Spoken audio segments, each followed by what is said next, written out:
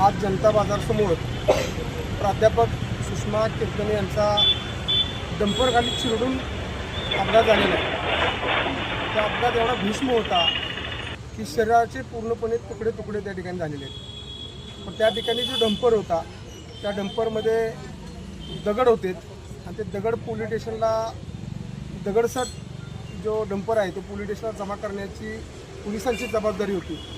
परंतु त्या ठिकाणी जो ड्रायव्हर ज्या पोलिसांनी सूचना करून जो बसवला आणि त्या ड्रायव्हरने जो डंपर घेऊन निम्म्या रस्त्यात कोरडे मिलच्या या ठिकाणी तो डंपर अर्धा निम्मा खाली केला, तर ह्यामध्ये पोलीस प्रशासन आणि जो अपघात करणारा मालक चालक आणि ह्यामध्ये जी काही गोष्टी लपवण्याचा प्रयत्न होत आहे त्याबद्दल आम्ही पोलीस प्रशासनाचा धिक्कार करतो।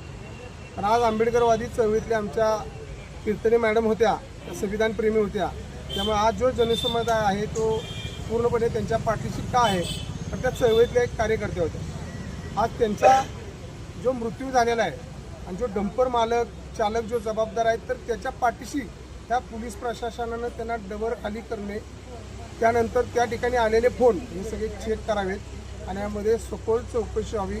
अन्यथा आम्ही उद्या त्या आमच्या भगिनीची धनसुद्धा आम्ही करणार नाही जोपर्यंत जो ड्रायव्हर असेल त्या ठिकाणी ज्या काही गोष्टी घडलेल्या आहेत त्या सर्व उजेडात येणं गरजेचं आहे, एवढे त्या ठिकाणी मी सांगतो।